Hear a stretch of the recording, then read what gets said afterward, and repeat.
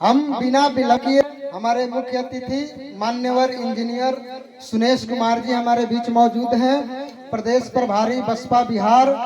हम उनको जोरदार ताली बजाकर स्वागत करेंगे और इन्हीं के साथ उनको हम आमंत्रित करते हैं कि हमारे बीच मान्यवर साहब पार्टी के विचारधारा से हम लोगों को अवगत कराएं। कृपया जोरदार ताली बजाएंगे। मान्यवर साहब अमर रहे, मान्यवर साहब अमर रहे, मान्यवर साहब अमर रहे। चलिए इंजीनियर साहब प्रभारी महोदय से हम लोग सुनेंगे।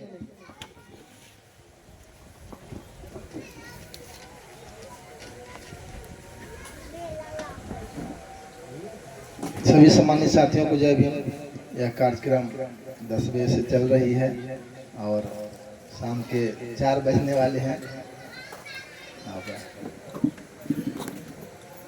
हम बहुत लंबा चौड़ा भाषण नहीं देंगे, मूल बात को कम शब्दों में कम समय में रखेंगे।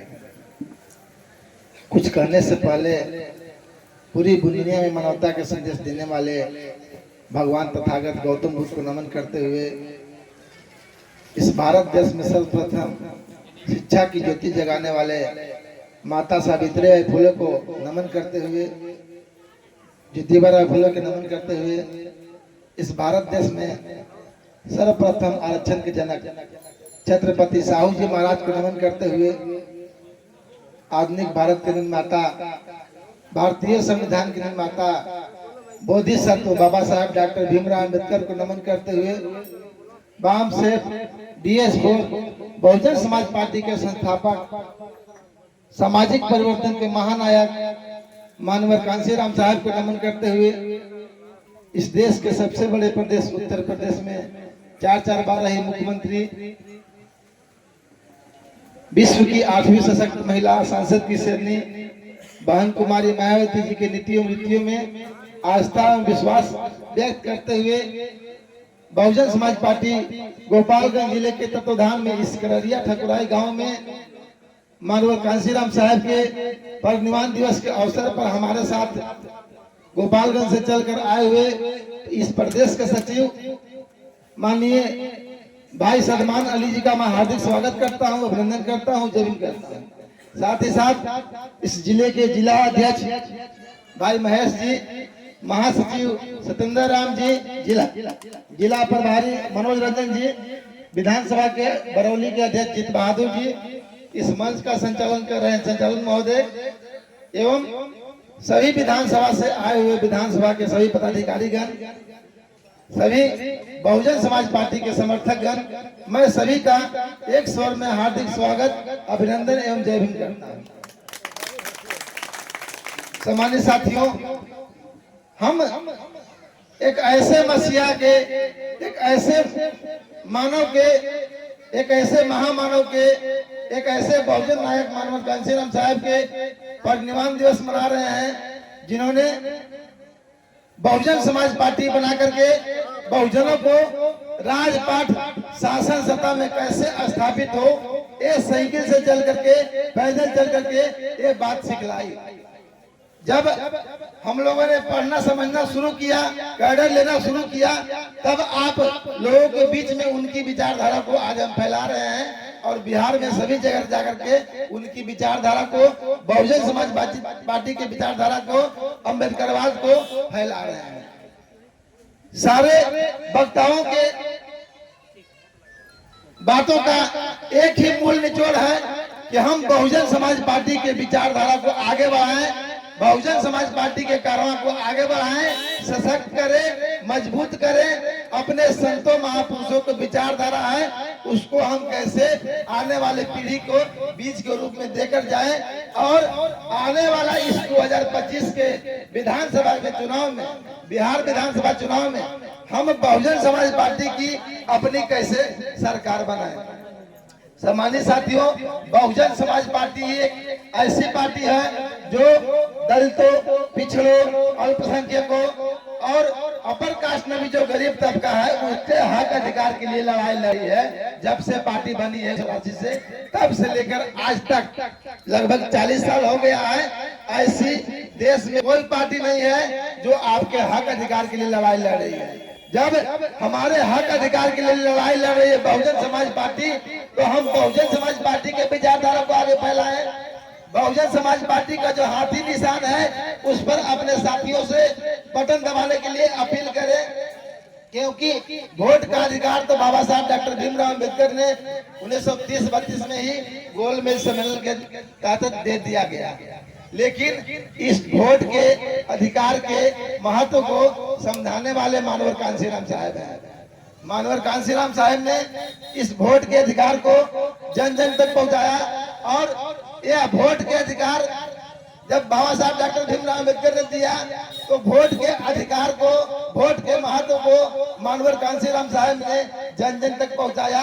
बाम से बनाई DS4 बनाया, उसके तहत उत्तर प्रदेश में और पूरे देश में गांव गांव तक गए, और तब हमारा उत्तर प्रदेश में बाम साहब के साथी गांव गांव गए, समझाएं बताएं, तब 4 बार हमारी सरकार बनी।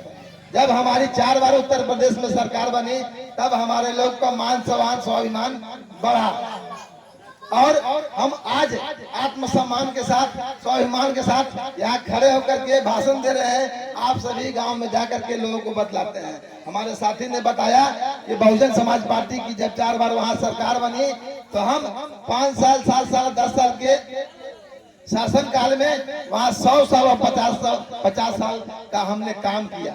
ये होता है राजपाट और शासन सत्ता में काबिज होने की ताकत। हम अपनी ताकत को पहचानते नहीं है। मानवर कांशीराम साहब ने लगभग 400 जातियों को जोड़ा था। हम और आप कितने पिछड़े साथियों को जोड़ रहे हैं, कितने मुस्लिम समुदाय के साथ बैठते हैं। तो हमको अपनी ताकत को पहचानना होगा, कड़ी से कड़ी को जोड़ना होगा, तब तो बात बनेगी। वरना हम भाषण दे के यहाँ से चले जाएं और आप लोग कहीं नहीं जाएं, गांव देहात में एक दूसरे जाति समुदाय को नहीं जड़ेंगे, सम्मानित साथियों, बात नहीं बनेगी। कांशीराम साहब तेरी नेक कमाई, तूने सोती कौम जमाई, वोट हमारा राज तुम्हारा, नहीं चलेगा नहीं चलेगा, ये मानवर कांशीराम साहब के नारे थे। मानवर कांशीराम साहब कहा करते थे कि जिनकी तमन्नाएं सच्ची होती है उनके लिए 1000 रास्ते निकल आते हैं, और जिनकी तमन्नाएं झूठी होती है उनके लिए 1000 बहाने निकल आते हैं। हमारी तमन्नाएं कितनी सच्ची है, हम कितना काम कर रहे हैं, ये अपने दिल पर हाथ रख करके आप लोग समझ सकते हैं, बता सकते हैं। आप लोगों ने यहाँ कुजाकोट जीता है, हमने चैनपुर जीता है, भभुआ जीता है, हमने मोहनिया जीता है, दिनारा जीता है, हमने फारबिसगंज जीता है। हम यहाँ एक धनहा सीट हुआ करता था, अभी वाल्मीकि नगर है, राजेश सिंह जीते होते। हम अपनी ताकत को पहचान कराए हैं लोगों को, और इसी बिहार विधानसभा में अपने लोगों को विधायक बना कर भेजे हैं। फिर हमको अपनी ताकत को पहचानना होगा, और आने वाले 2025 में अपना विधायक बना करके अपनी ताकत अपनी बिहार विधानसभा पर कब्जा करना होगा। तब हमारे लिए नियम कानून बनेंगे और हमारा भला होगा। जिस प्रकार से उत्तर प्रदेश के भाइयों का भला हुआ, वे नौकरी लिए ठेकेदारी में आए और विभिन्न उच्च पदों पर गए। जब हम राजपाट शासन सत्ता में आए तब ना यहाँ हम संघर्ष कर रहे हैं, कभी 2 सीट, कभी 5 सीट, कभी 3 सीट, और कभी 1 सीट हम जीते हैं।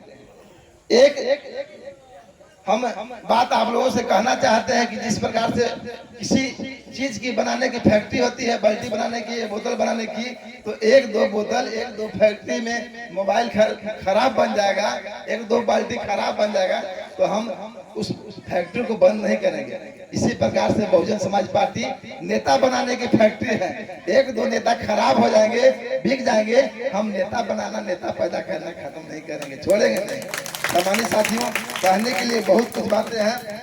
अभी आप लोगों ने देखा है कि इसी बिहार की धरती पर कैसे कैसे हमारे साथ नरसंहार हुआ, और मुजफ्फरपुर के बालिका रेपकांड हुआ। अभी हाल फिलहाल में कल ही हमारे प्रदेश की पूरी टीम आई थी। एक भरत मांझी है शेरपुर, हाँ, वहाँ उनको बेरहमी से गोली मारकर के हत्या की गया। पचरुखी ब्लॉक है जी। हमारे प्रदेश के अध्यक्ष माननीय शंकर महतो जी और माननीय केंद्रीय प्रदेश प्रभारी डॉक्टर लालजी महेंद्र उन सारी घटनाओं में गए हैं। मुजफ्फरपुर में अभी हाल फिलहाल में 2 महीना पहले पारू की घटना हुई है, उसमें हम लोगों ने धरना प्रदर्शन किया, रैली जुलूस किया। तब शासन प्रशासन सख्ती में आई और FIR हुआ, वरना हमारी केसे में तो FIR भी नहीं होते हैं। आपने देखा है कि हम जगह थे 2018 में 2 अप्रैल को, जब SC/ST एक्ट को कमजोर किया गया था, पूरे भारत को हम लोगों ने बंद कर दिया बहन जी के एक इशारे पर। और अभी हाल फिलहाल में जो SC/ST का वर्गीकरण हुआ है, उप वर्गीकरण, जो सुप्रीम कोर्ट का आदेश आया है 1 अगस्त को, बहन कुमारी मायावती जी के दिशा निर्देश पर, ट्वीट पर, प्रेस कॉन्फ्रेंस पर हम लोगों ने 21 अगस्त को पूरे भारत को बंद करने का काम किया। ये हमारी ताकत है, बहन जी की एक ट्वीट की ताकत है, एक प्रेस कॉन्फ्रेंस की ताकत है। हमारे पास ना सांसद है ना विधायक है, फिर भी यह जो बहुमत मूवमेंट है बहन कुमारी मायावती जी के हाथों में है। तो हम बिखरे हुए हैं, टूटे हुए हैं। पूर्व के मनुवादियों ने हमें जातियों में बांटा, और आज वही लोग जो गैर बराबरी व्यवस्था के वाहक हैं, जो चाहते हैं कि बहुजन समाज पार्टी आगे नहीं बढ़े, वे अनेक पार्टियों में बांट रहे हैं, ताकि बहुजन समाज पार्टी का जो पिछड़ा वोट है, दलित वोट है और अल्पसंख्यक वोट है, वो वोट बिखरे। हमें दुश्मन के हरेक चाल को, उनके हरेक साम दाम दंड भेद को पहचानना होगा, और बहन जी के द्वारा समय समय पर जो दिशा निर्देश आता है उसके अनुसार हमको चलना होगा, ना कि दुश्मन के बहकावे में, दुश्मन के चाल में आएंगे तो सम्मानित साथियों हम कभी कामयाब नहीं होंगे। सम्मानित साथियों, आपने देखा कि इसी 2024 के चुनाव में एक तरफ NDA गठबंधन हुआ और एक तरफ इंडिया गठबंधन हुआ, एक तरफ बीजेपी थी और एक तरफ कांग्रेस थी। इस देश के बहुजनों को, SC/ST OBC के साथी को, माइनॉरिटी कम्युनिटी के साथी को और अपर कास्ट में जो गरीब तबका है, उनको यह बतलाया गया कि या तो बीजेपी को, इंडिया को वोट दे दो, या तो बीजेपी को वोट दो। देश की तीसरी बड़ी राष्ट्रीय पार्टी वोट बैंक के आधार पर बहुजन समाज पार्टी है। एक किसी को दिखलाई नहीं दे, और टीवी और अखबार और मीडिया वालों ने ऐसा ऐसा प्रावधान किया, ऐसा ऐसा छल प्रपंच और कपट किया, तो हमारे देश के लोग, हमारे भाई गुमराह हुए। आप लोगों ने पूर्व के वक्ताओं से सुना कि संविधान बचाओ के नाम पर हम लोग उधर गए। कहाँ थे वे लोग जो संविधान बचा रहे थे? कहाँ थे वे लोग जो चुप थे? जो SC/ST जो ये आरक्षण है उसमें उप वर्गीकरण और क्रीमी लेयर लाया गया, उनके मुंह पर क्या टेप लगा हुआ था, क्या चुप्पी साधे हुए थे? एक शब्द नहीं निकला उनके मुंह।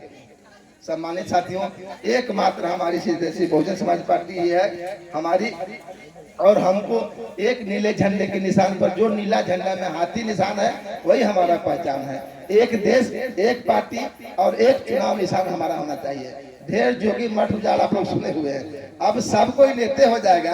बहन कुमारी मायावती जी इस देश की सबसे बड़ी प्रदेश में 4 बार मुख्यमंत्री है।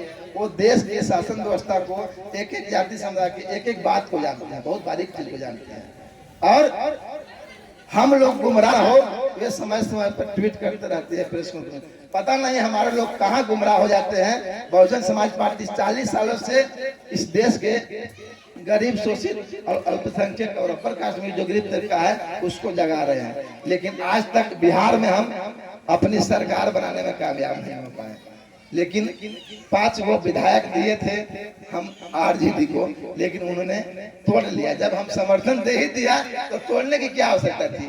वे लोग जानते हैं कि बहुजन समाज पार्टी जब बढ़ जाएगी यहाँ बिहार में, पूरे देश में बढ़ जाएगी, तो हमारा पत्ता साफ हो जाएगा। हम 5 किलो राशन देकर के इनको बसाए हुए हैं, वोट लेते हैं। 80 करोड़ लोगों को 5 किलो राशन पला दिया। क्या वे लोग रोजगार नहीं दे सकते हैं कि 5 किलो राशन वे लोग कमा सके?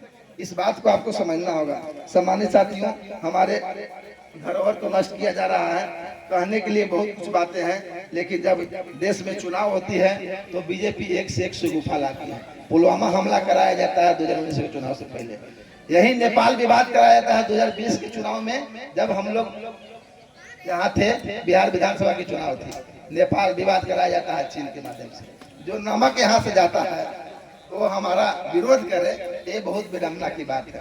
सम्मानित साथियों, हमारे साथी ने सभी घटनाक्रम को बताया है, चाहे वो रोहित वेमुला का कांड हो, ऊना कांड हो, सहारनपुर की कांड हो, पुलवामा हो, नेपाल विवाद हो, 13 पॉइंट रोस्टर हो, किसान आंदोलन हो, NRC हो, CA हो, नोटबंदी हो, GST हो, लॉकडाउन हो, कोरोना काल हो, इन सब में हमारा बहुत बड़ा ही तो बहुत बड़ा नुकसान हुआ। यह सिर्फ और सिर्फ इसलिए हुआ कि देश की शासन सत्ता पर, इस केंद्र की राजपाट शासन सत्ता पर हमने बहन कुमारी मायावती जी को हासिल नहीं किया। जब हम बहन कुमारी मायावती जी को प्रधानमंत्री एक बार सिर्फ बना देंगे तो वे 5 साल में 500 साल का काम कर देंगे। इस बात को हमको समझना होगा।